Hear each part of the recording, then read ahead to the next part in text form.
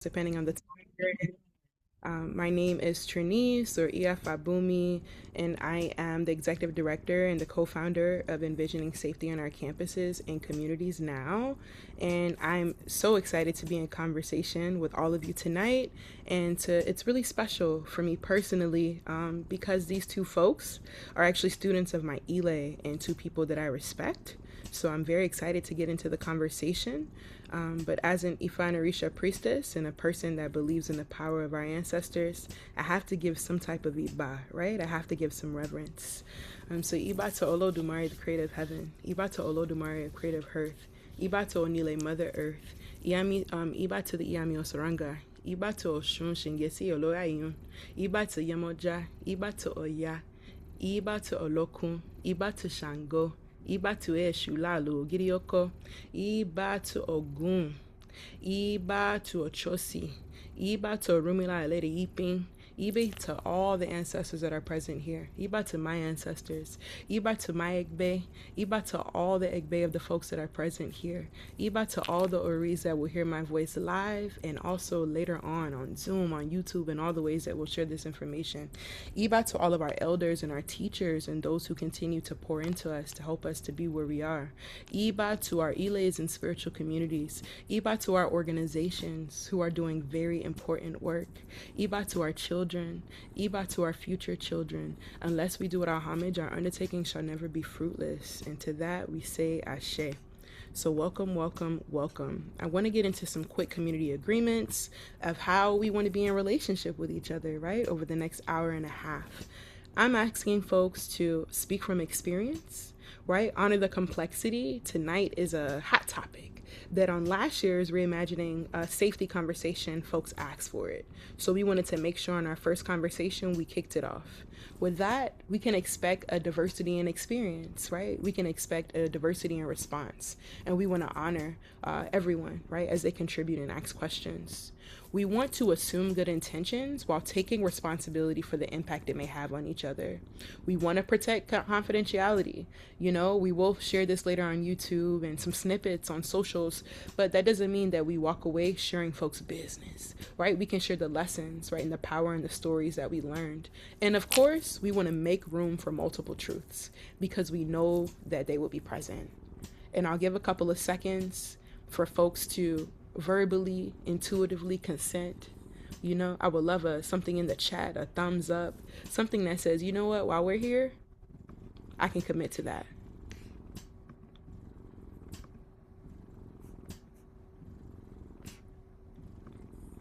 Perfect. Thank y'all so much. We haven't received any dissent, so I'm going to take that as we're good. Also, we want to meet folks' access needs as well. So throughout the session, please attend to your bio needs, right? Stretch, go to the bathroom, eat a snack, get comfortable. I'm experiencing some back pain today, so I'm even working in a comfy place to talk to y'all. And I invite you to do the same thing. If you speak, please speak directly into the camera so that everyone can hear you. If you turn your head sideways when you're speaking or you're too far away, folks with hearing loss may have a harder time understanding you. So please do your best to speak into the mic. We want to use captions if you want to feature. You can turn your captions on as needed. Zoom, they've improved, y'all. They've done better with making it super easy to access. So you'll be able to go into your tab at your window, click more, and you should be able to turn on captions if you need that type of support. And also use the zoom feature to make any images on the slides larger. If there's a picture or a text that you want to see, if you zoom in, you'll be able to see it at your pace in a way that meets your needs. So we want to make sure we're meeting folks' access needs. We'll also do our best to keep a lot of the text and the grounding conversation on the screen, right? When we're talking in conversation, of course, you'll be seeing and hearing from us, but whenever it's text, we've also written it. So you can also access it that way if you have that need. Continue to let folks in. So a little bit about ESOC. We were founded in 2020, and we were initially founded to create political education opportunities in the DMV area. This initiative was born, unfortunately, after the murders of Oluwatoyin Salau, George Floyd, and also Breonna Taylor. At that time, I was organizing with BIP 100 and was leading the Defund Black Women March on Juneteenth in 2020. And that feels so wild to say out loud now that we're here 6 years later, you know? If y'all was there, then y'all remember what kind of time that was, right, for our people. When we talk about racial injustice, when we talk about a global pandemic, right? But when we also talk about how spirituality started to become ushered in our movements in a particular way. So since then, we've provided political education and campus support to over 30 DMV college campuses and over 120 students, faculty, staff, and community members. Over the last 6 years, we've spent with faculty, staff, and student and community leaders in our cohorts who have helped us to realize that to imagine safety truly, we have to reimagine and prioritize wellness as well. So we've made some shifts in our organization, but we largely provide a lot of wellness tools for DMV college students and community members. And we do this work through transformative justice, Black feminisms, and also care ethics. These particular frameworks guide our work and also equip our participants with the knowledge, the skills, and the supports to prioritize their wellness while they're learning to organize, right? While they're looking for political homes and ways that they can do their work. For us, we've learned in our first 3 years through not just surveys, but through conversations with our cohort members and faculty that, you know, we can do well when we are well, right? So that forced us to make some changes and shift our approach in the work. So by 2023, we started to introduce a more holistic and creative approach to social justice work that considers the interconnectedness of the various aspects of our life, right? So we're thinking about collective wellness and liberation from these perspectives, including spirit, action, mind, body, and culture. And this is the way that we do our work in our organization as we continue to build and nurture holistic wellness. Something that's really important and integral to this conversation is that last year, during the first Reimagining safety session with two good EF friends of mine who are Oloshun, also Oshun priests, we talked about the importance of spirituality in the ethos of our organizing. So for us, we always talked about self-care, right? But now we realize more than ever, we're offering up spirituality as a way to think about fortification. And that's fortification of the self, the community, and the world. Our work, though, is still similar to past iterations and will now have a spiritual ideology component in terms of our practices and our offerings. For us at ESOC in our practice, we refuse the collapse of spirituality into individualism, and in our methods, we refuse all systems of domination that harm Black peoples everywhere. Spirituality is where the past, present, future are one, and you return to be in the now and in the future all at once, to ways of being and knowing in ways that we cannot erase. So I wanted to ground you in, who we are as an organization, where we continue to go, as it is really integral to the conversation we're having tonight. So why this conversation, right? Why now? Well, it was just Juneteenth, right? We know that. And it's also Pride Month. And for us, we understand freedom as unfinished work, right? We are hoping to continue to live into freedom through the work that we are doing. Liberation requires collective struggle, and communities preserve knowledge across generations. So that means we need to have conversations about what we're learning, right? About each other and what has happened historically pre-colonial. Pride also reminds us that visibility is not the same as liberation. Survival itself can be resistance. And I hate to say this in this way, but sometimes when we talk about inheritance, it seems like, grief and struggle and rage and pain. But I also want to remind us that we inherit lineages of courage too, right? And that's what we want to focus on tonight. So I'm going to get a little bit into my writer bag. Interesting enough, I've been in a PhD program and it has been a wild time, but I find value in getting access to knowledge and sitting down with people who are curious about how to bring this back to our community. So I'm working on a piece that'll be published at the end of the year, but it's called Liberation Requires Remembering. And I'm extracting some of what I'm writing and thinking about to share here to kind of ground us in this conversation. But I want you to look at this image on the right. This is one of the earliest records of same-sex couple history dating back to 25 BCE in ancient Egypt. So when people tell us that who we are is new, right, and queerness is white, and all of the other really ridiculous, unsensible things that people say, we don't need history to tell us, we don't need the academy to tell us, but it's good when we can, right, because it shows that we're here now and that we've always been here. So, before colonialism, many African societies understood personhood, kinship, gender, and spiritual responsibility different than the rigid binaries later imposed through European colonialism and Christian moral regulation. Queer history in Africa did not begin with modern LGBTQ+ movements, nor was it introduced from elsewhere. Across the continent, diverse understandings of gender, embodiment, intimacy, and social roles existed long before colonial rule.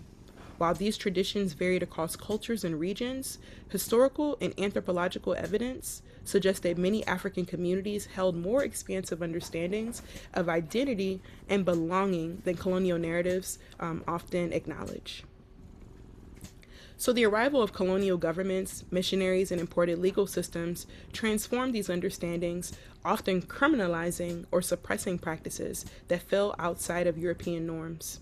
Remembering these histories allows us to challenge the myth that queerness is un-African, right? And invites us to engage African spiritual and cultural traditions with greater complexity, honesty, and care.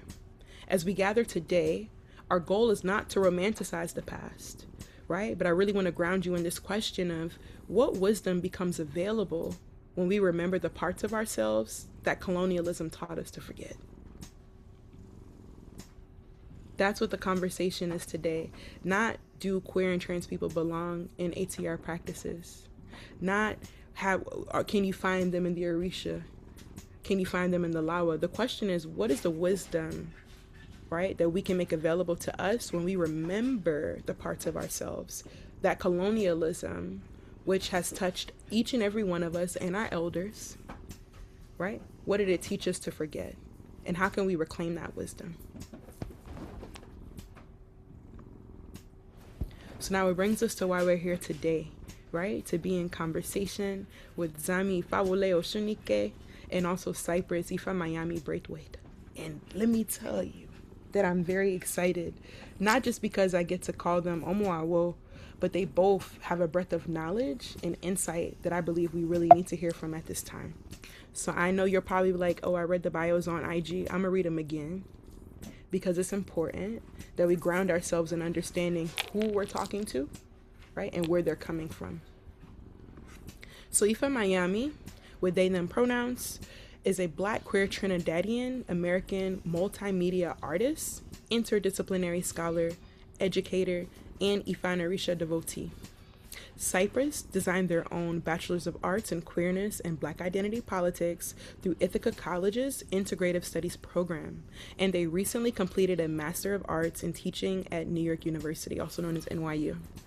Through their life's work, they embody the communal roles of a pollinator and a memory weaver. Cyepress creates portals for people to engage with African spiritual traditions and queer Black feminist literature. They are the steward of Absent Press, where they collaborate with the rogue spirits found at the crossroads of absence, sin, and hallucinogenic possibility. Their creative theorizing serves to encourage themselves and all of us to reclaim the power of our bodies and imaginations and rechannel our energy from production for oppressors into creation for ourselves, our lineages, and our communities.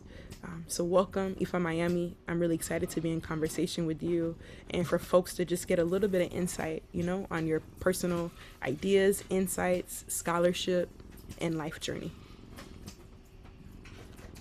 Zami Ifawole Osunike, he, him pronouns, is the founder of Spiritus Wellness, working to address care apartheids across the South and the United States. Zami has over 15 years of experience in the field of public and community health, including being a founding staff member for Gender Health SF, formerly known as Transgender Health Services, the first program in the country to provide gender-affirming surgeries via state health insurance.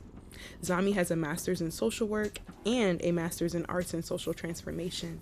He is an Oloshun, an initiate through the Osunalawe lineage, Oreyeo, and also an Iyawo Ifa initiate in the Ifa Isheshe tradition. Zami believes it is a part of his spiritual destiny to support communities in developing sustainable wellness practices, both as individuals but also the collective. when they're not working. Zami is hiking with his dogs. Yes, he is. Whitney in Houston, growing food in his backyard, and working the land with farm share and land back communities. So it's an honor to also be in conversation with you, Osunike, and I'm really excited for us to get into this conversation together. So give me a minute as we begin to reimagine everything together. So the flow of the conversation is I'll just be asking questions, and whoever is feeling most moved, right, to share will be able to. We're going to ask that you hold your questions to the end, and we're going to hope to create an opportunity that if we don't have an opportunity to answer any questions in this space, we're going to take it to Instagram next week. And a lot of you submitted questions via Zoom, and we want to make sure that we make a better effort to also answer those questions just in case we can't do it here. So, Yoruba cosmology contains philosophical, spiritual, and social frameworks that invite us to think beyond rigid colonial binaries and to center destiny, character, relationship, and spiritual purpose. Zami, can you tell us a bit about yourself and what queer cosmologies mean to you? Oh yeah. And then Border Boy Boshishe, everyone. I should have been prepared to answer first. In my mind, I was like, nah, Ifámáyàmì is gonna go first. So hello everyone. My name's Zami Hemingway, also known as Ifawole Osunike. I feel so honored to be here. And before I even answer the question, I want to say that it's an honor and a blessing to be one of your couple, Alori. And I just feel very grateful to be here today. Um, so a little bit about myself. I am the youngest of my mother's children. I am trans. I transitioned when I was 23. I am 40, so however long ago that is. And I grew up in the Church of God in Christ in the Kojic Church. So grew up in an Abrahamic tradition. Um, and over the years growing up in the Abrahamic tradition, I knew that I had a strong faith, spirituality, and my religion was very important to me, but I knew that wasn't the place I was supposed to be. And so I spent many years searching, searching, um, for where I'm supposed to be and who I am. But I knew that my spiritual practice was a big part of that and that it was going to lead me to who I was. And it has. And um, I'm a big trying to think like what's important, what do I feel is important? What's important for me to share about who I am is I was raised by all women. Grew up in a house of women, strong women, my grandmother, my mother, my aunts, sisters. I'm someone who truly respect women and believe that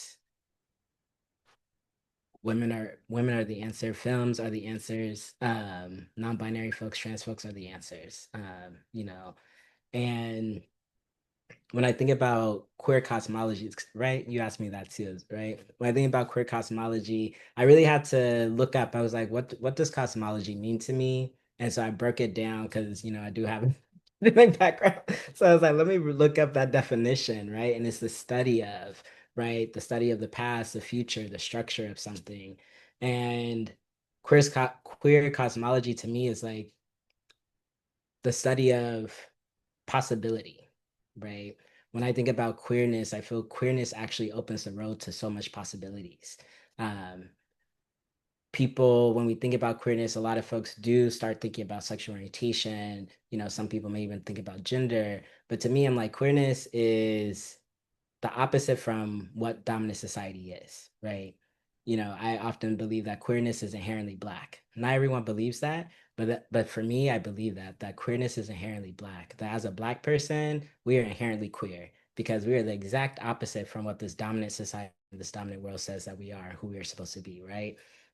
Particularly thinking about like whiteness, but not wanting to center whiteness in my answer, or in this discussion. But queerness is the exact opposite of that. And so to me, like queerness is inherently black. Queerness is what our future can be. Queerness is possibilities and opens up so many paths for us to see and say, what can we do? Where can we go? And how can we do this in a way that brings all of us? and doesn't limit us, doesn't put us in a binary, doesn't put us in a box, doesn't keep us in chains, but actually opens the road to what liberatory life can look like and who we can be in our most liberated free self. So when I think about what queer cosmologies means to me, that's where I go. And I'll stop there. Ifawole, how about for you, Ifámáyàmì? Can you also share, please? Yes, hello everyone. Thank you for being here. I'm so grateful to be here in conversation with both my Lori and my godsib. Something that I'm really passionate about. I for I guess my introduction to kind of circle back to some things that came up in my bio, I and to add, because I think the three main roles that I'm coming to claim is being a pollinator. So a little bumbling bee that bounces around from flower to flower, helping people to create, because that's what bees do, you know? They help people, they help plants to create, to procreate. So going beyond procreation, but helping people to create, to channel what their passions are, to leave this world in a better place than what we have arrived at. And also to connect people to resources, to connect people to people. Um, and also a memory weaver. So I see that as I'm a memory keeper, I'm a timekeeper, but where I choose to say weaver instead of keeper is thinking about how do we thread imagination both through the past and filling in blanks and also at how we envision our futures. So I think of being a memory weaver in the similar realm as what Sadia Hartman will call critical fabulation. So and how do I embody that in the present through how I choose to narrate my own life, how I choose to recollect the stories of my ancestors, and I'm also really obsessed with posterity. So like what do I want my descendants to have access to through stories? And something I forgot to add in my bio is I'm a big old crybaby, y'all. I feel like part of my purpose here is to cry. Like I cry a lot. I'm really proud of that. I grew up being told constantly that I'm too sensitive, that I need to develop tougher skin. And I'm just really grateful that I was able to hold on to my ability to feel deeply. I think that our and knowing that we are our ancestors and that healing can happen through our bodies, to me, to cry with grief that they weren't able to really embrace and move through is honoring them. And similarly, to cry because a flower is really beautiful or because I really love comfrey, like is equally as transformative. So yeah, that's how I'm arriving. For me, I definitely agree with what Ifawole had said about queer cosmologies being about possibility. I think about the nature of the universe being that it's always expanding. Like as we speak, it's literally generating new matter. And I feel like queer cosmologies is about honoring our ability to be always expanding, even within the container of these human bodies. How do we bring the expansiveness of our spirit into this container of the physical realm? Also, when I think about queer cosmologies, my mind goes towards being elusive, towards capture, being a shapeshifter, being like water. It also makes me think about like the moon and how the moon sometimes refuses to be captured. Like you can't get a good picture of her. Like I think like similar like queerness is like beyond copy. Um yeah, it's beyond copy. It's something that it's embracing our uniqueness and it's embracing the role that we play in the grand cosmology, in the grand structure of the universe. Yes, that's how I'm saying on that. Ari, you woke us up completely. And I feel like there's like a synergy happening with a tether around the next question. Thank y'all both. I feel like the bio is always super like fictitious compared to who we are. You know, it's this very academic introduction way of like, who am I? And then like, no, like, so who are you really? You know, so thank y'all for both adding in and helping us all to understand who we're actually talking to, you know, and how you're entering the conversation. I want to know from you both, when you think about the relationship between queerness, spirituality, and ancestry, what histories and wisdoms, and maybe even lessons come to mind?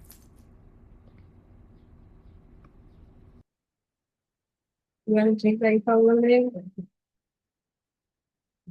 I was gonna, if you want me to, I can start. I was gonna let you. I was like, I know we shouldn't double dutch, but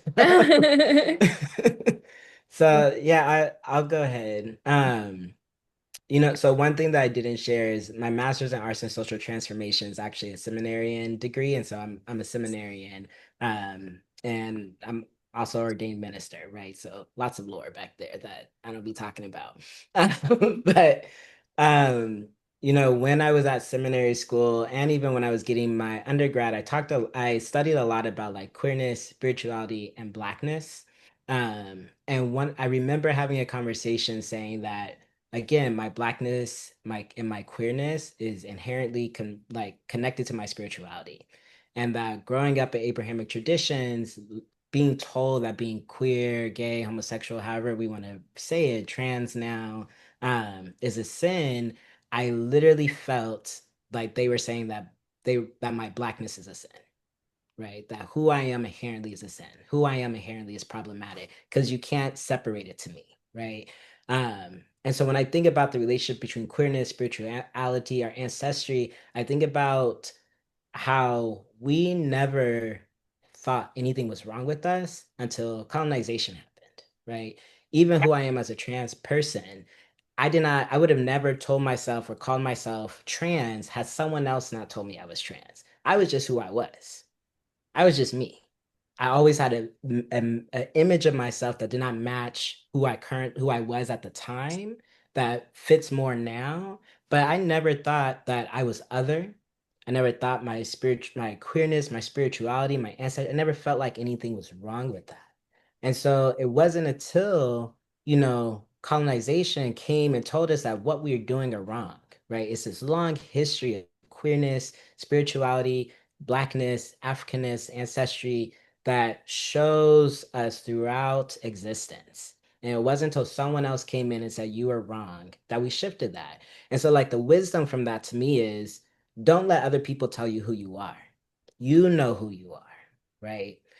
If we remove the impact, right? If we remove the messages, if we remove what other people have told our communities, told our ancestors, told us who we are, then in my mind, we are perfect, you know.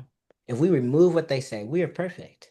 We go back to our tradition, we go back to how we used to live, we go back to being collective, we go back to everybody being able to hold a role, and it has nothing to do with your gender identity necessarily, doesn't have to do with our weight, doesn't have to do with which spiritual practice, it has to do with the collective, right?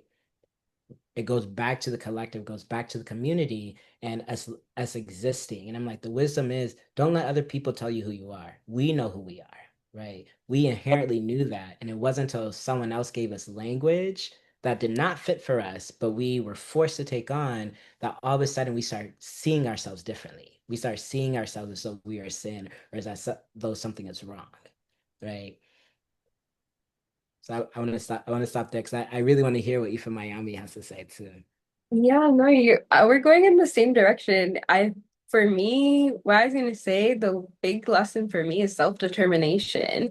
I feel like the same self-determination that your or we encompasses when choosing to come to this earth, choosing your destiny, is the same self-determination that a trans person is embodying when they are taking ownership of their gender identity and expression, is the same self-determination that our ancestors embodied when freeing themselves from enslavement and colonization. So for me, like, and how spirit is woven throughout that in terms of like self-determination, also as it relates to engaging with the unseen. I think a lot about what it means to be crazy and how queer people are pathologized how people who engage in ATRs are pathologized, and I've been really embracing going mad. And I think like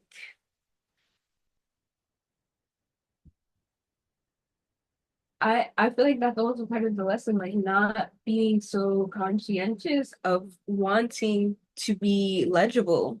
And like I have moments where I'm straight up talking to plants. I will be in public and I will see a plant and I will start talking to that plant. And then I start seeing myself from the outside and I'm like, oh wow, I look crazy right now. But it's like, wow, I'm so grateful that I could acknowledge spirit in this way, that I have a relationship to spirit in this way. So I would say just like self-determination and being willing to engage with the unseen, and how spirit also helps to cultivate our imaginations in that way. I appreciate the being willing to go mad, because who are we containing ourselves for? That part. Who are we containing ourselves for when, the truth is most folks are hoping to emulate the ability to connect with the divine, right? It is colonialism's job to disconnect us as much as possible. And I'm really grateful for both of your answers, because I think about what we see across our traditions in a US context. You go to the Bembe, you go to the festival, everybody all of a sudden want to possess. But what does the divine relationship look like on your daily, right? And that is so close to our queerness and the divinity that lives within us, like each day. So I'm really loving the responses and what's emerging. I think for all of us, we can also see the resonance in the chat. So I want to shift a little bit, because we know that many African societies contain traditions, roles, and understandings of personhood that were more expansive than colonial narratives suggest. And still, many people have been taught that your queerness, your otherness, and African spirituality are incompatible. What do African and diasporic spiritual traditions teach us about gender? What do they teach us about embodiment and human diversity that is often forgotten, erased, or I would say like intentionally not shared? What has your journey as an Isheshe practitioner been like specifically, as we talk about this? Yeah, I have had the unfortunate experience of having a Babalawo tell me that if I wanted to join his Ile, I couldn't be outwardly queer. I couldn't have it on my social media. I had to keep that to myself, and because that's not the way of the ancestors. And that was really disheartening because it's also quite popular Babalawo, and I just pray that he changes. And so for and just so like rooting ourselves in the fact that when we comes first, and like Osunike was saying, don't let anybody tell you who you are. I was really grateful that I knew better, and it also makes me weary for those who may have been swayed by that type of messaging. And that's why it is so important, not for only for us to recollect the ways of the being of our ancestors, but to acknowledge that like us being in these traditions within itself like creates the space for others. Like, is that rupture like in the dominant narrative about where we belong? And the thing too about Ifa, like, and ATRs in general, is that they're nature-based traditions. And we know that nature is mad queer. Like when we think about, for example, like the homosexuality of dolphins and bonobos, or the transsexuality of clownfish, or the ways that mushrooms literally have thousands of sexual like identities. Um, it's just like it's queerness is like the most natural thing, because it is it is that being. It's really who are you when you are just with yourself? Who is your what and who is your center? Um And we know, like, also how that translates to certain Orisha, how Olokun is acknowledged as an androgynous Orisha in certain lineages, or a male or a female in other lineages, and that fluidity, or how Oshun is referred to as like the manly woman, Oya as well. And yeah, the diversity is embedded in the tradition. The embodiment, when I think about humans and our destiny ultimately, or our goal ultimately to be Omoluwabi, but like, and also to ideally like be Orisha, like to be exalted to that place, to be remembered by lineages to come. I think about and how these Orisha as people also are closely related to the land or went back to the land. I often think to myself, like, if I wasn't a human, if I wasn't a human, what would my embodiment look like in nature? And allowing that to inform my humanity.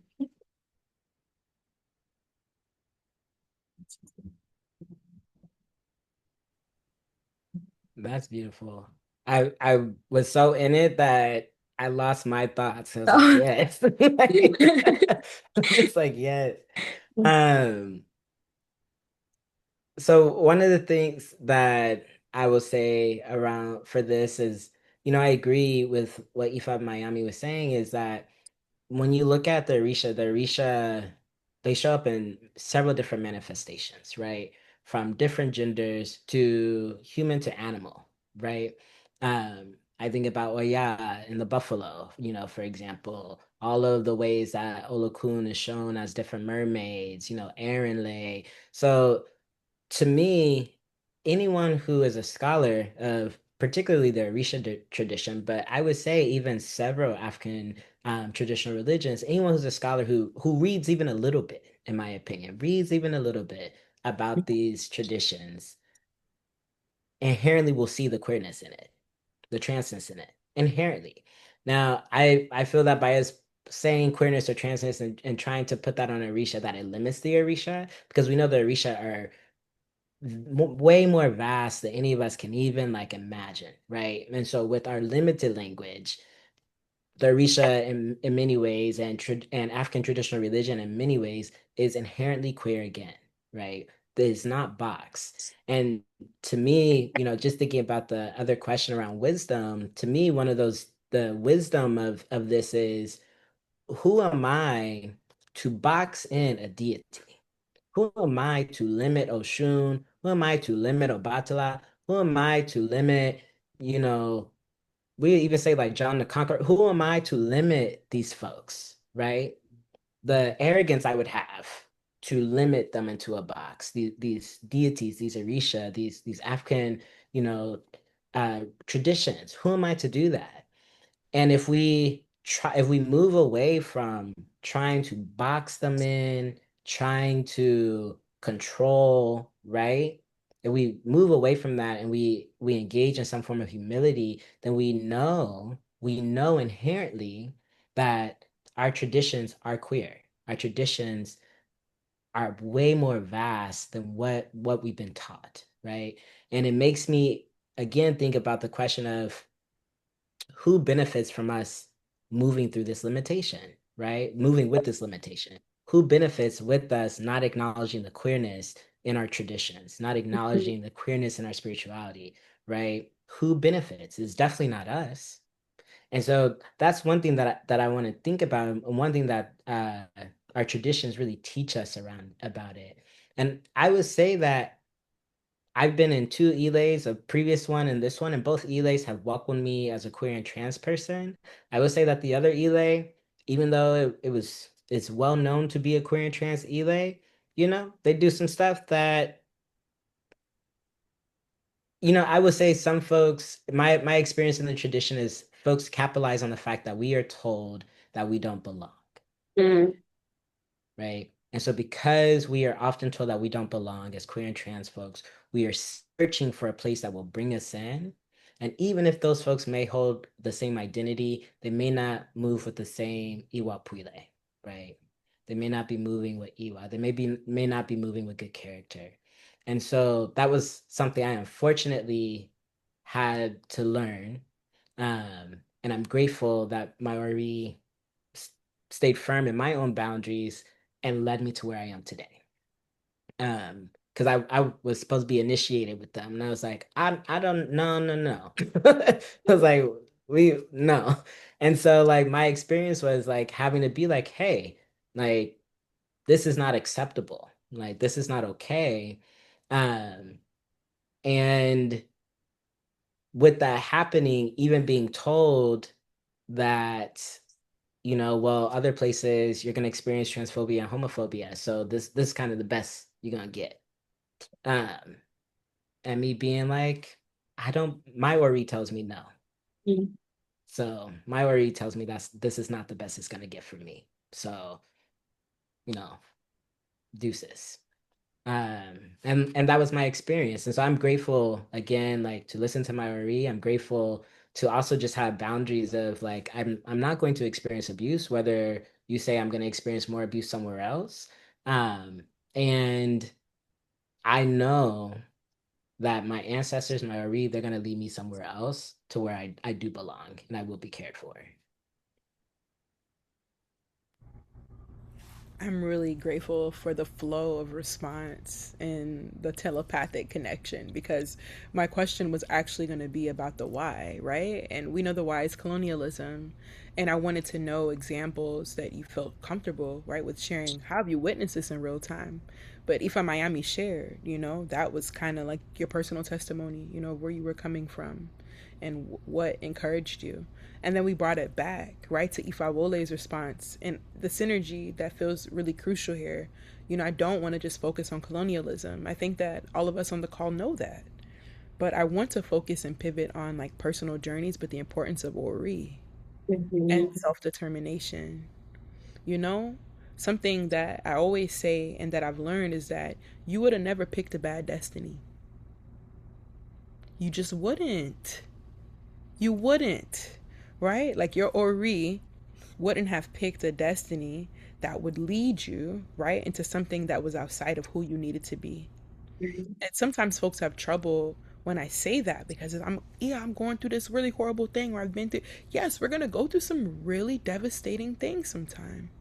And that is also a part of the journey and the prowess of like how we get to determine where we need to be and what our boundaries and what our values are, in terms of ourselves. So I'm really grateful that you all are coming with like these testimonies, not because it helps me, but because it helps people on this call to know that before you go outside of yourself for divination, Mhm. before you go looking for something, right, you already have a lot of what you need. And that comes from your Ori, right? Ori veneration and Ori practices daily are critical to even align you with your chosen path, right? Before any initiation, for those folks that practice, before we'd even do initiation, the first thing we do is we go to your Ori, right? Because your Ori has to accept whatever we are going to do, right? None of us can trump. I don't care how many titles you got, how many Orisha you got. If someone's Ori says no, everything stops until we get the clarity on what needs to happen next. So I'm really appreciative of like how we're bridging this conversation beyond and within queerness and self-determination because it feels like that's what colonialism consistently works to do, right? To remove and inhibit and erase and force you out of your ability to self determine for yourself, Mhm. right? And colonialism has mirrors, like that Babalao that you was talking about, right? Like that person that told you that horrible thing, Ifawole, that is colonialism in practice, And a couple of months ago, I had a conversation on the Iwa podcast. Shout out to Iaomi Shegun and the work that she's doing. But we talked about wholeness being like how we need to see people. And to me, wholeness is connected to self determination, Mhm. right? And it's critical for queer folks in particular, and trans folks, and gender nonconforming folks, and women and femmes to be able to access our self determination before we go into certain spaces and engage with certain people, right? Because that is what moves us to making decisions. I'm not saying that any spiritual community is going to be perfect. We know that that is not going to ever happen wherever you're dealing with humans.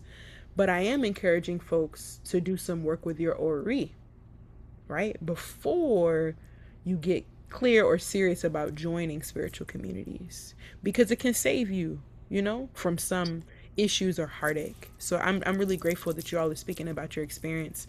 And I want to continue a little bit more the spiritual journey before we get to talking about some healing religious trauma a little bit. But can you share a moment with us where your spiritual practice actually helped you embrace a deeper sense of yourself? Your identity or your purpose. What did that journey towards wholeness, right? Like, what did it look like for you? And I don't want to speak in the past tense. What does it continue to look like for you? Because I imagine that shifts and shapes over time, right? What do you feel it? You want to go Here first? y'all go with the double dutch. If I'll I'm let you I'll inspired. let you go. Yeah, Okay. go ahead. Yeah, there's this one, well, it wasn't one moment, it's happened multiple times, but there's this one moment that I remember the clearest. Uh, I'm gonna talk about the plants. I love the plants, they're my best friends, so we're bringing it back to the plants, but I was actually smoking, and I feel like cannabis it's so disheartening and sad the way that cannabis has been like capitalized and like extracted from, because it is such a sacred plant. Um, but I was smoking and I'm looking in the mirror and I started seeing my face change. Like I started to see the more of the masculinity in my face. I started to see, oh, like I look like my dad, but not in like my dad's daughter way, like in my dad's son way. And my mind first, like it just ran to like, oh my God, I'm ugly. Because I wasn't adhering to what I was taught were standards of femininity. I was no longer fitting that. And then as I continued, as like more time had passed, years had passed, and I had similar experiences, and then it made me realize I'm like, wait, I'm not ugly. I'm just expansive. Like I'm just beyond that. Like, yes, and I'm also my ancestors, all of them. And really that moment allowed me to come back into my wholeness in terms of like just because these constructs are so made up. They have really tangible effects, but they're just so made up. And it just made me feel like it was okay to just be a human, like in my fleshiness. Like it was okay to just be animated flesh. And it's just like, and to be an animal too, like to be nature. So that was a moment where like my ability, one, to like, yeah, receive the to be in conversation with the plant in that way, but also to literally see my ancestors, to see my lineage, to see the source of my existence, like taking on, like on my face, like really made that knowing just like land in my cells in a different way.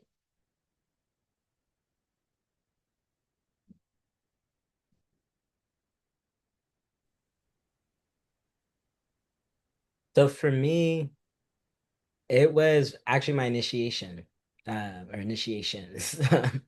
And so September will be a year being initiated to Ifa and Oshun. And like I said earlier in the beginning, I grew up in the Kojic church, and like growing up, you know, my grandmother is what you call a prayer warrior. My grandmother, um, she knew the Bible, she could pray, and she was, you know, one of two of my favorite, well, one of three of my favorite people in my family. My grandmother, my brother, and my mom are my three favorite people in my family. My grandmother, my brother passed, they've transitioned. But growing up, I always was like, I want to be like my grandmother. Like, I would sit with her. I would go to church with her during the summer and clean the pews, all that stuff. Because I just wanted to learn from my grandmother. I wanted to learn from at the foot of my elder. And being queer and trans and knowing that where the tradition I was in did not accept me for who I was, I always was in this place of like yearning to want to have a home, wanting to like, where is my home? But spiritually, like, where is my home? My spiritual practice is very important to me. And it always has been since I was a child. And when I got initiated, leading up to initiation, a lot of people kept asking me, how do you feel? How do you feel? Are you nervous? Are you anxious? And I was like, no. And they were like, why? I was like, I feel like this is my homecoming. Like I'm going home. And I remember being on the mat and Lori and our Luo saying, be careful about what you say on the mat. um, and that first night, one of the things I said to my mat mates was, I'm not nervous because I feel like I'm coming home. I feel like this is my homecoming. And when I got my name, Ifawole, it means Ifa welcomes you home. Oh, And so I feel like crying right you now. can't make it up. Yeah, it means Ifa welcomes you home. And when my name came down, I was like, yes, like I'm home. And when I was being initiated to Oshun, and we are talking what like I will say Oshun was one of the most healing experiences and one of the most difficult experiences also for me emotionally, particularly. Because a lot of the pain that I've had in my life has been at the hands of women. And so to be reborn with surrounded by women who is like, we know each other, but we don't. Like, we in the Eli, but we don't kick it like that. It is a very vulnerable moment. I struggled. I did struggle. I will admit I struggled. Um, and Shun kept telling me, you could trust him, it's okay. But one of the things I kept praying for while I was on the mat was I was like, I don't want to be hardened by the world. I just want to be soft. I want to be tender. I've gone through too much. I don't want to be hardened by the world. Sorry, y'all. I just kept praying that over and over again to soften me, to help me not become hardened, to help me remain sweet. And for me to not just be sweet to folks who I'm most intimate with, but to be vulnerable enough to allow my sweetness to be out in the world. For sure. And Osunike means Oshun makes me tender. And so my names are literally answered prayers. And every day, like I have my name in my cell phone. When people call me, when I talk about my business, I use my government name, but also, well, I shouldn't say government. I chose my name when I transitioned, but I use my chosen name, but also the names that Ifa and Oshun gave me. Because it reminds me every day that I'm home. It reminds me every day to remain soft, to remain tender, and that I'm worthy and deserving of that. And every day that I do my prayers, I speak to my RE, every day I feel that I'm becoming more and more whole. I'm becoming more and more myself. And I'm releasing the narratives, the stories that people have imposed on me that told me that I'm not worthy and deserving of being soft, of being gentle, of being able to cry in front of 35 strangers on the Zoom. Um, so yeah, so like my spiritual journey every day, it reminds me who I am. Every time I speak my name, it reminds me of who I am and what I prayed for.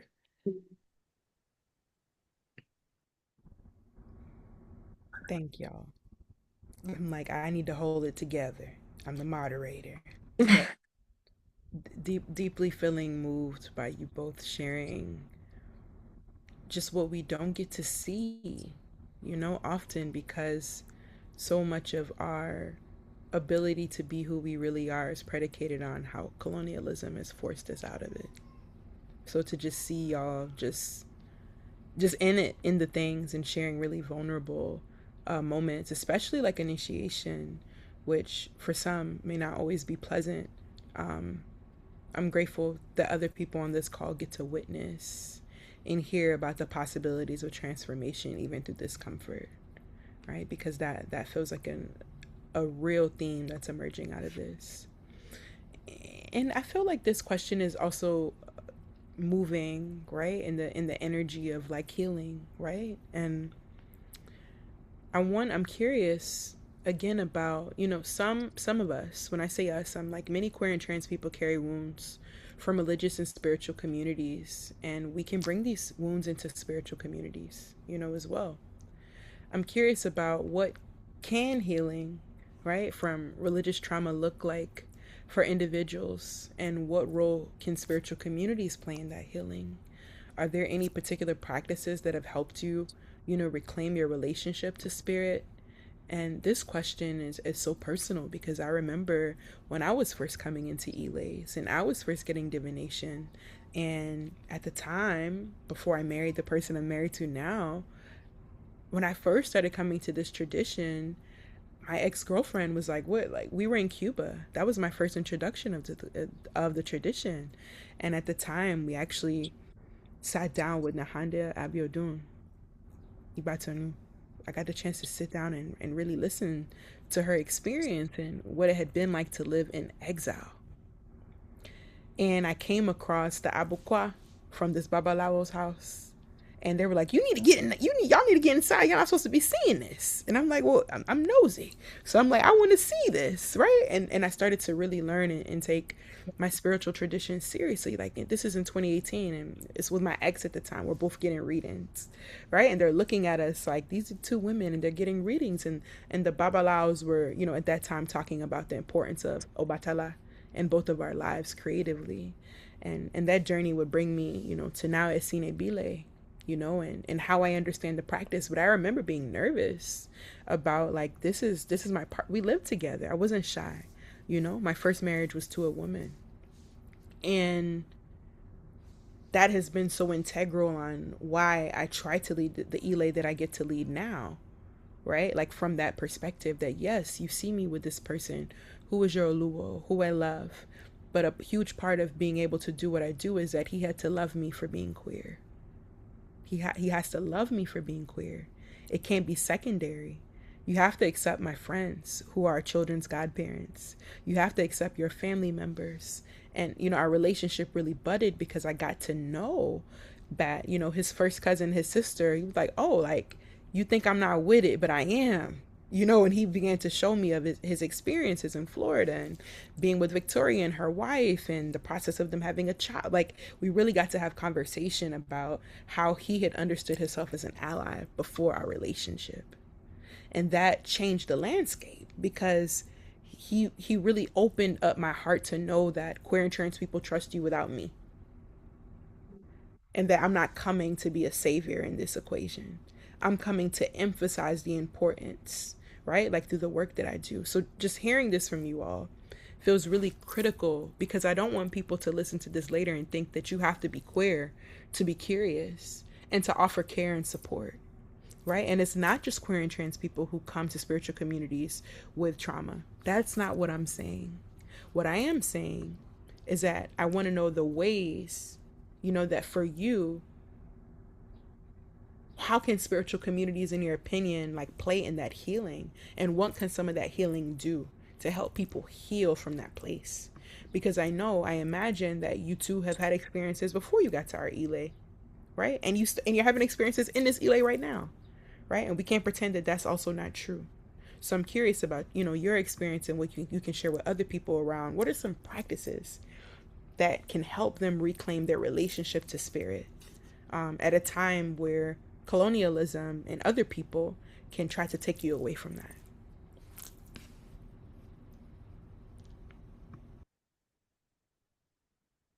I can start this one off. I may give like two different types of answers.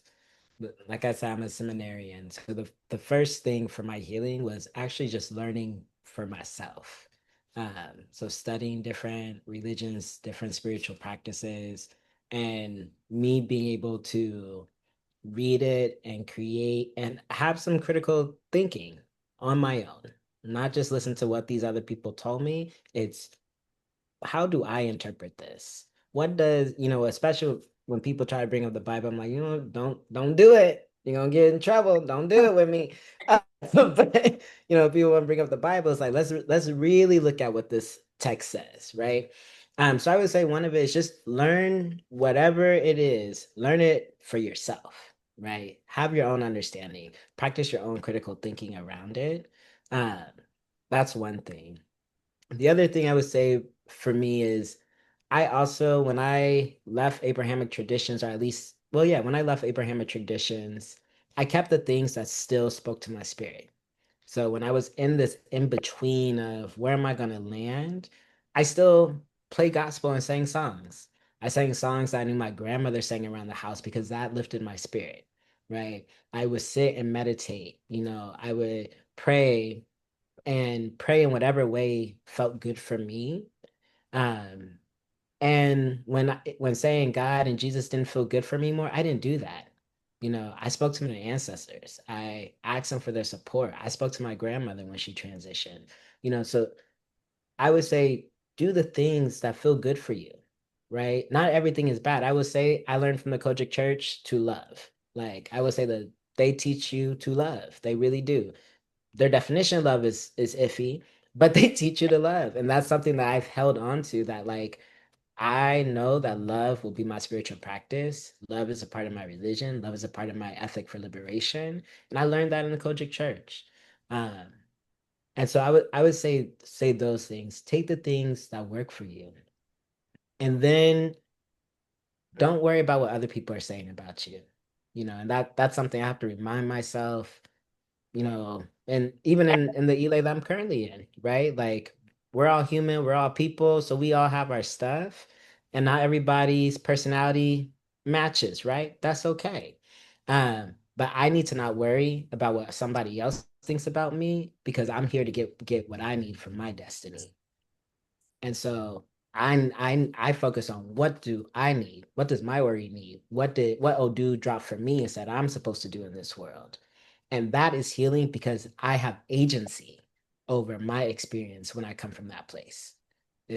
Nobody else determines my agency. I have agency. I don't care. Like whatever you think about me, that's none of my business. I'm here to get what I need, right? And that has felt healing because that's not how I was taught. I was not taught to ignore what the other person thinks about me in the spiritual space. And now I'm taught I don't care about that. Like I'm here for this. I'm on the mat for this. So, Um, and similar thinking around names, and names are so important often as queer and trans people. Um, I think about my name, Ifámáyàmì, so Ifa never abandons me. And I think for me growing up, I grew up Catholic for the first half of my life, and then we started going to a Baptist church. Um, ooh, okay, now I feel like I'm about to start crying. But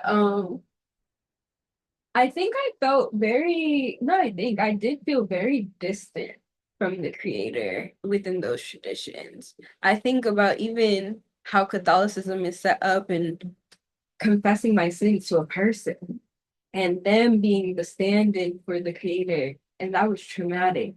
And having on my heart, like as a kid, like knowing I'm queer, having been playing house with girls, like, like what am I gonna do? Am I gonna confess or am I gonna hold it to myself and go to hell?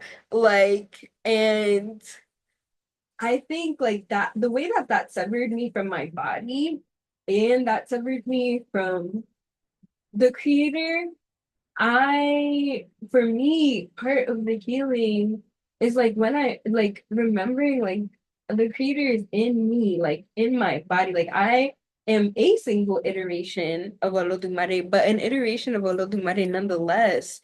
And I don't remember who it was who was telling me this analogy, but they were saying like if Olodumare is the ocean, then each of us is a cup of that water, just holding form, but it's still the same material, it's the same essence. And for me, like when I pray, before I used to pray and think of the creator like somewhere in heaven, so distant, far from me. But now when I pray, I could feel them like in my face like breathing back out on like breathing on my face, like, and they just feel close. And coming back into my body and not seeing my body as a site of sin and seeing my desire as a site of sin, like, I think part of it has been through dance. And the way that in ATR, like, dance is honored as a technology. Um, and taking ownership of myself, and also dance as an offering, dance as prayer, nonetheless, as prayer within itself. Um, and yeah, just reclaiming myself, reclaiming my right to move, reclaiming my right to take up space, and like acknowledging that like the creator like animates this body.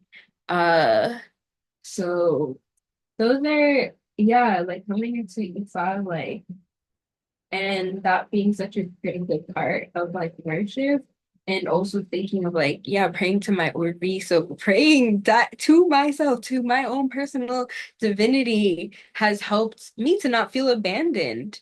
And I do honor that. I honor my name. I am grateful for my name. Um, yeah. Thank you both for like bringing it back to the tangible and to the practical, right? The prayer, the active refusal, right? Of like being about your business when in space to get what you need, right? Because that is what's most important. And as well as honoring yourself throughout that process, which is sometimes something that I've noticed in our tradition, sometimes that becomes like very secondary. When you give Iba, I give Iba to my Ori. I give Iba to the Oris that are present because it's so critical. How can we don't actually have to take ourselves out of the equation, right? I think that's actually what colonialism strives to do, and we see that, right? And that legacy of Christianity, unfortunately, sometimes in other Abrahamic traditions, depending on the sect, right? Because there is Black radical theology that tells us something different in some iterations of what we've learned. But I really appreciate the tangible because we want folks to move away from this conversation, being able to hold on to something, right? Knowing that that dance, that healing technology is a way towards your personal freedom and self determination. That prayer, that acknowledgement, that act of refusal and clarity when you go into space is a tangible way. And in that same vein, as we get ready to, wrap up some of our conversation and open it up a bit, I want to know from y'all, what responsibilities do spiritual communities have in creating spaces where queer and trans people can thrive and not just be tolerated but fully belong, while honoring the very real circumstances and potential outcomes that are needed for protection, right? Secrecy and tradition. What does genuine inclusion or care look like in these communities? What are ways that, all of us can do that as people that are in elays, in spiritual communities, or maybe even leading spiritual communities in our own way, right? With our friends. There's a really amazing Iya who I really admire, Iya Osunike. Y'all might know her work on Instagram. But she talked about her experience of when she joined the Elay in the 90s and what she's noticed, right? Like that narrative is really important for us to know, as those of us that are newcomers to this tradition, to hear from an elder, to share, right? Because some of those experiences I know are still happening, but for her to see and to hear and feel like there is progress, right, means that every time someone speaks about how we can do better, things do have the potential to what? Get better. Right? So we also honor you for being here, Iya, and we don't take it lightly when elders enter our space and give us like actual histories and origins and clarity and vulnerability, because that's how we can build safer communities together. So I'm curious from y'all perspective. Don't try to appease me. Be real. Like, how can we really do this and move beyond toleration? Because I think that sometimes people think that that's the marker. Like, oh, queer and trans people here, but like, can you bring your partner? What does that mean? Like, what does it really mean? How can other spaces really do this? And how can our spaces? Because I see you two as curators of spaces as well. Ifámáyàmì said it. They're a pollinator. That means naturally the work that you do is generating space that is sacred for people to learn, to rest, and to heal, right? So how can we all be doing this together? Yeah,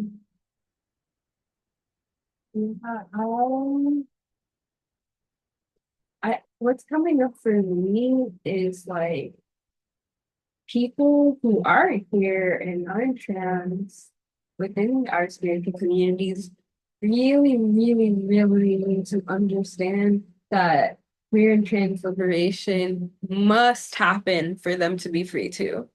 Um, and going back to what Osunike was saying about Blackness being queer, like, yes, I remember somebody made an Instagram post, and I can't remember what the initial post was, but somebody commented, Logan, actually a great scholar, Black feminist scholar.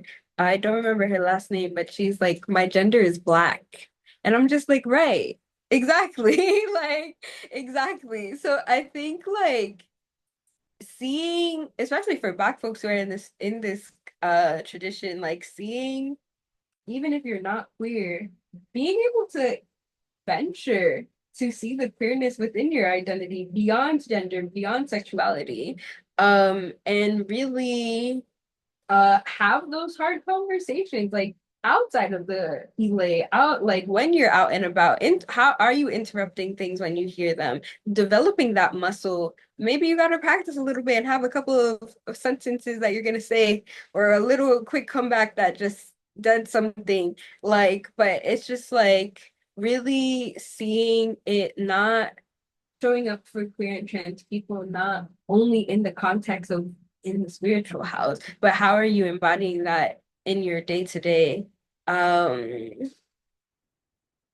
Yes, yes, and also thinking about Eli's as within itself queer in the sense that it disrupts the colonial narrative that the nuclear family is the only place to receive care. So even just our commuting within the Elay is queer because we are showing up for each other. Like I like even in our Elay, like the ways that we show up for each other materially, like we know like queer and trans people have higher unemployment rates. They make less money. Like these are things that have like data has shown this. So it's like when somebody drops their like lets us know like, hey, going through a hard time, I need this help. Here's my Cash App, here's my Venmo, and showing up for each other in that way, and like really pouring into the livelihood and the survival of each other in that way.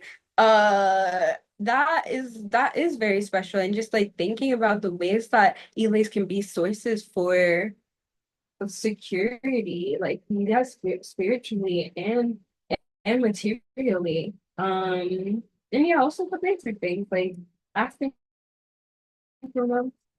It's okay if you mix it up, but just correct yourself. Instead of a husband or a wife, compatible spouse. Um, so yeah, and that's one thing I want to say. Don't ever let like I think it's actually mind-boggling when people are like, "Oh, Ifa doesn't accept queer people." But why, when I go to the mat about my queer relationship, Ifa is telling me that he sees ire? Like, let me know, because if Ifa didn't like it, Ifa wouldn't speak on it, or Ifa would just be like, "No, that's EB, that's negativity, that's bad for your destiny." So coming straight from the Oracle themselves, like it just doesn't make sense. It's so tired. It's so tired. But yeah, that's what I gotta say. Thank you. I agree with so much of what you said, and so I'm gonna uh, say some things that you haven't covered already. Because I do agree, like ask some of the basic stuff. Like it doesn't make sense to say Ifa doesn't accept queer and trans folks. I also am like, what Odu says that? That's that's kind of how I feel. I'm like, what Odu says that, right? But there's not one. To my knowledge, to my knowledge, there's not one. But when I think about our responsibility, I think about psychological safety, right? And not psychological safety as so like everyone, we need to be worrying about everyone's mental health, which we should. Yes, we should be doing that. But and do people feel safe enough to question? Right? Do people feel safe enough when something is told them and say, okay, can you break that down more? or okay, this doesn't sit well with me, you know, can we have a conversation about it? And I feel like that is important, not in a push against your elders way, but in this, like, I really want to have a deep understanding of this. And if something's not sitting well with me and we're in a ritual, are we going to allow this to happen? Like, is there more understanding that needs to happen, right? And so creating psychological safe spaces where people feel safe enough to ask questions, where people feel safe enough to say this doesn't feel good for me right now, and they're not be seen as a problem, but it's like, okay, cool, like we'll address that, all right. um I feel like that's a part of it, like really creating spaces that are psychologically safe for folks, understanding that whether you're queer or trans or not, people are coming with some sort of trauma at times, right? Majority of us are coming. If you are Black in America, you have some form of trauma, like just living in this country. And so like just keeping it real. And so being able to have those spaces. The other thing I'm thinking about is understanding that a friend said this weekend, he quoted a scholar, he said, culture is our immune system. I can't remember the scholar that he quoted, but the friend this weekend said that culture is our immune system. And that really set with me, where I was like, culture, religious spaces, spirituality, like religion and spirituality, that's a part of our culture. So it's a part of our immune system, it's part of our ecosystem, right? Our wellness ecosystem. And if we are creating spaces, we're creating elays, every elay has a culture, every space has a culture, right? And so if that culture is our immune system, how are we tending to the immune system? Our immune system is an ecosystem within our bodies. How are we making sure that every part of the ecosystem is getting the nutrients it needs? If you have queer and trans folks in your elay and they don't feel that they're getting the nutrients they need, that means there is a part of your ecosystem that is breaking down. That means there's part of your immune system that is breaking down. If a part of our immune system, our ecosystem is breaking down, that means we are not thriving. We are not getting, we are not living our best lives. We are not doing the work that we truly could be doing on this earth. And so we have to tend to every part of our immune system, every part of that ecosystem to make sure that everyone thrives. Right. And so that's not looking at queer and trans people as other or an addition, but truly creating spaces that says, okay, if a queer and trans person comes here, are we prepared to hold them? Are we prepared to ask for pronouns? Are we prepared to say, when we, do DAFA for you and EBOs come and you're trans, do you want me to ask both about Obi-Rin as well as Ukurin, right? Or where do you lean towards? Which messages do you want it to come from, right? Really honoring them and allowing them to have agency and making that be a practice across the board, whether you know that person is queer, trans, or not. Is about, I don't want to say institutionalized, it's about fortifying practices that allow you to, whoever sits in front of you, whoever is on your mat, they get the same set of protocols, right? So if you're asking me my pronouns, that means you're asking someone who you perceive to be cis their pronouns. If you're asking me what my partner's gender is, you're doing the same for folks who you presume who might be straight, right? That means you're fortifying these protocols across the board where everybody is treated with the same dignity and respect, regardless of whether or not you think they are trans or not, or queer or not. I really love your shift and calling around institutionalization. You get what I'm saying? And then like fortification. It's something about that I'm like, okay, there's a switch that just went off. Because when we say institution, we typically think church, organization, but I hear you calling us in to think about, see this as a way of fortification in the same way you would do everything else. And the same way that folks need to be greeted when they have an Orisha that lives within them.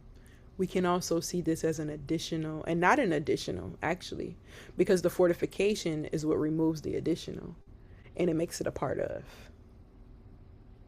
So I'm really sitting with that. Like, oh, what ways do we need to fortify ourselves?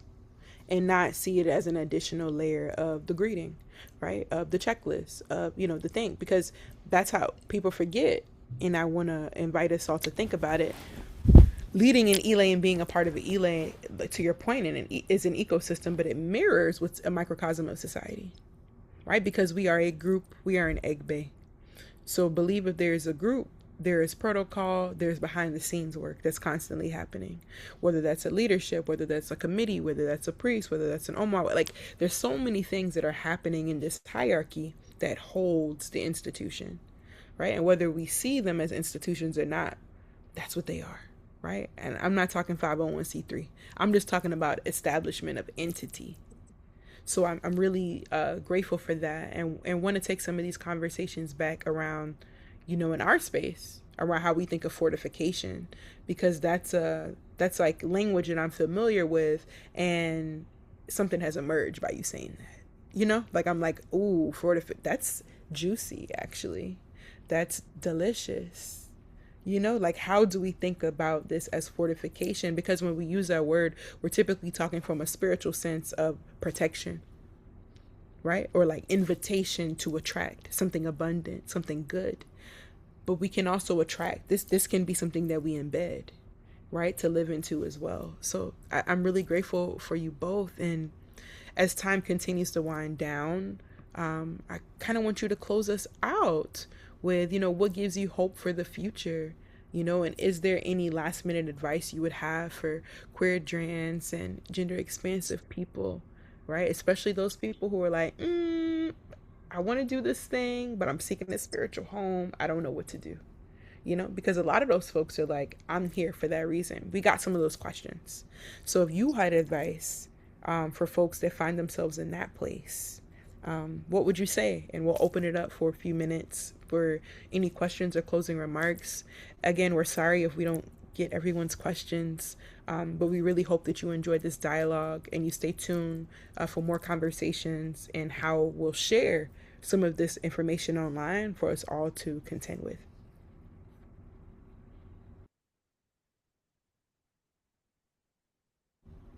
And I can also restate, because you're like, Allura, you just said 1,000 words, which I did.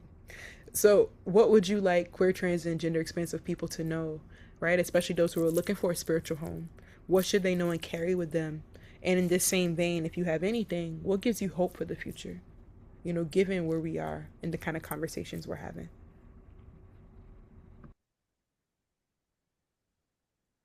I'll start because I really want Ifámáyàmì to have the last word in this.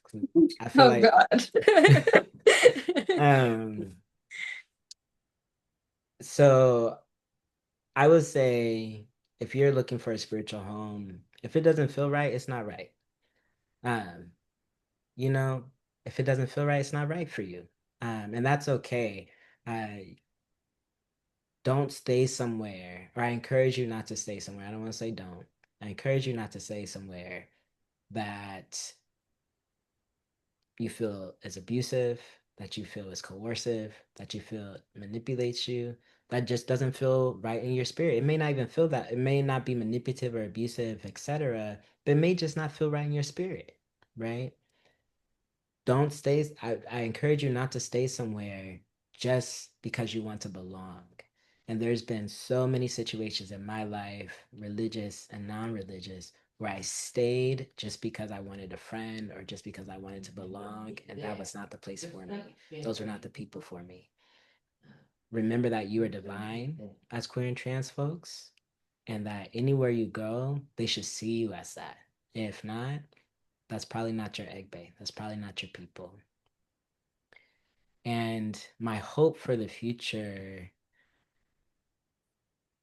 or what gives me hope for the future, honestly, conversations like this gives me hope for the future.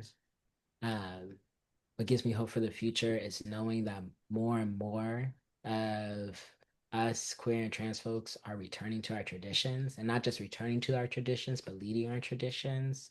Um, and my hope for the future is that, I believe that as long as I have breath, I have faith. And as long as I have faith, that means that anything is possible. And so as long as people like us who are here continue to have breath, continue to have faith, that means everything is possible. And so to me, everything is possible because we are here, right? We are here, we have breath, we are breathing life into each other. And that means we have what's needed to shift the future and create a future where we thrive, in every areas of our life.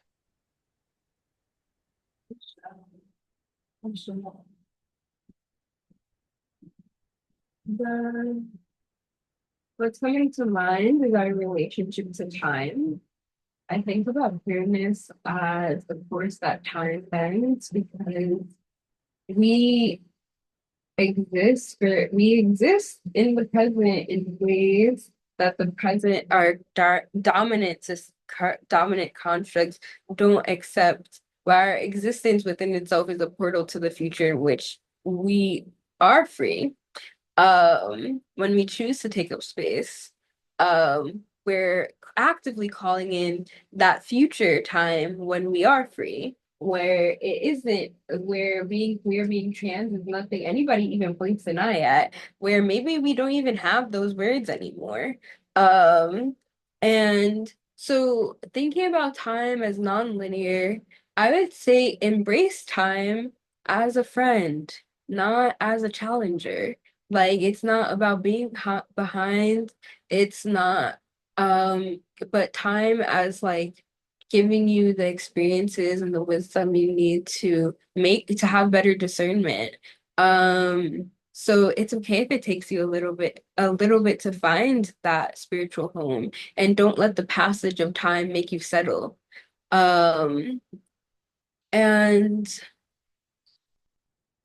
I'd also say that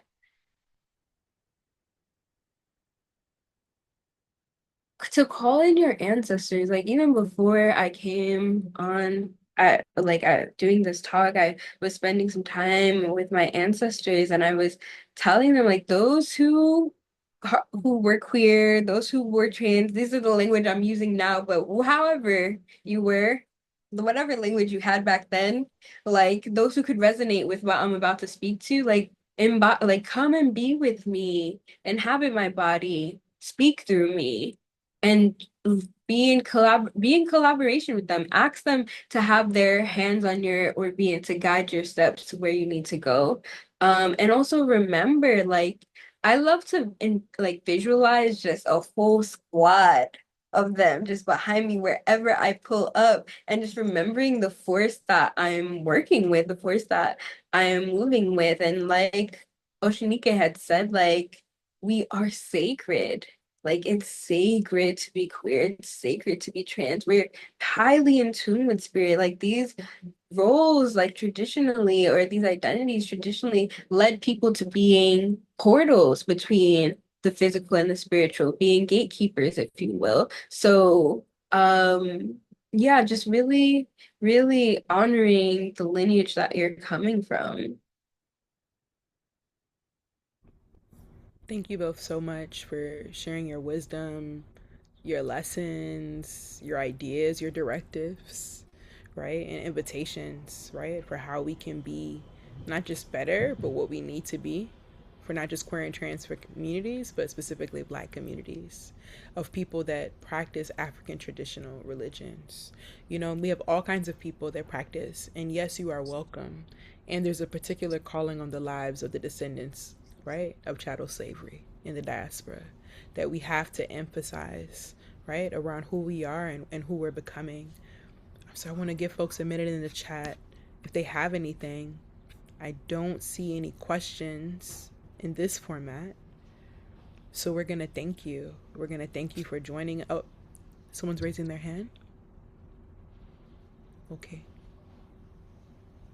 Okay, no, I don't see any questions. If folks do have questions, I would love for you to put them in the chat. Close out. Coyote, do you have a question? Yes. Okay. Sure. Would you like to put it in? Perfect. Thank you. Thank you. I just don't want to skip you. If you have any sources, leads to learning about Irinle, I'd be so grateful. Everything I've read so far seems to point to queerness as a punishment. Yeah, that is the hard part, I would say personally. So the heat will be on me. And that the two of them is that I have struggled so much to find scholarship about Yoruba people and queerness before the 15th and 16th century, which is the introduction of the transatlantic slave trade.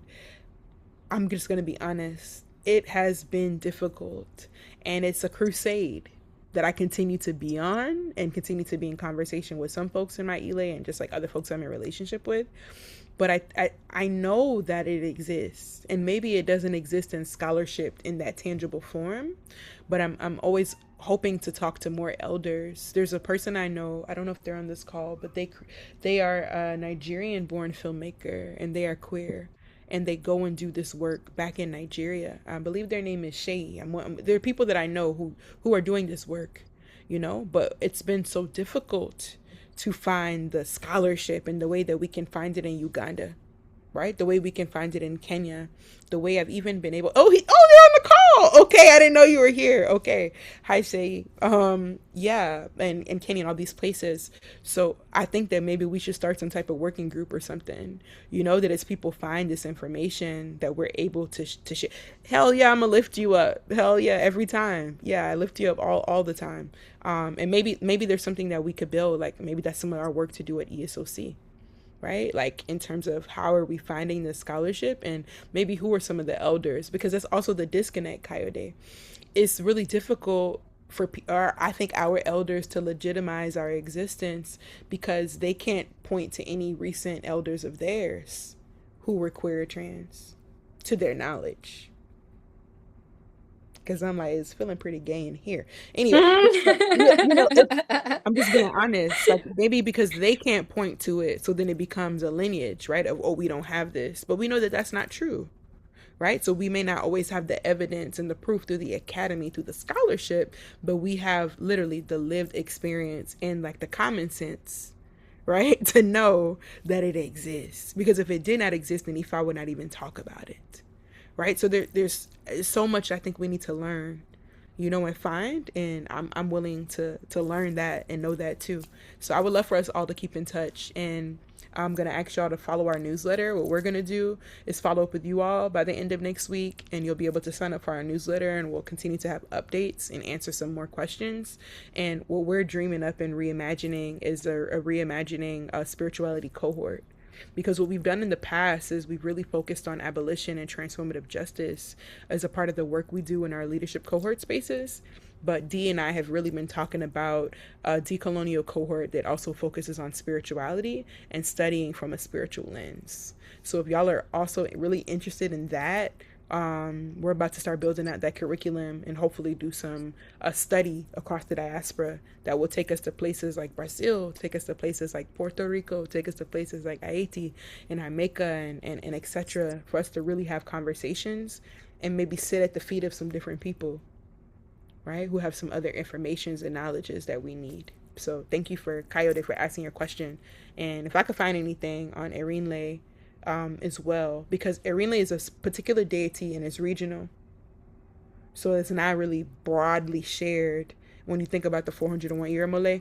Erinle is to a particular lineage in town. And if you come down as a person that's related to them, it's chances are you're related to their ancestral lineage. And that is where you would initiate, or you would initiate with a priest who's also initiated to that lineage.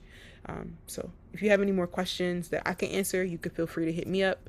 I am a new mommy, so it takes me a long time these days to respond, but I do always respond.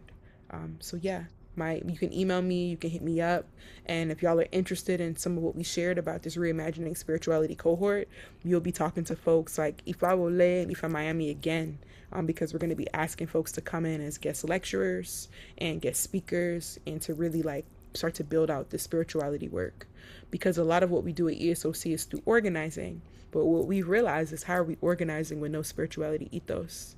That's why we always in conflict, right? That's why we also not winning, because we're not having the right conversations. So thank you all so much.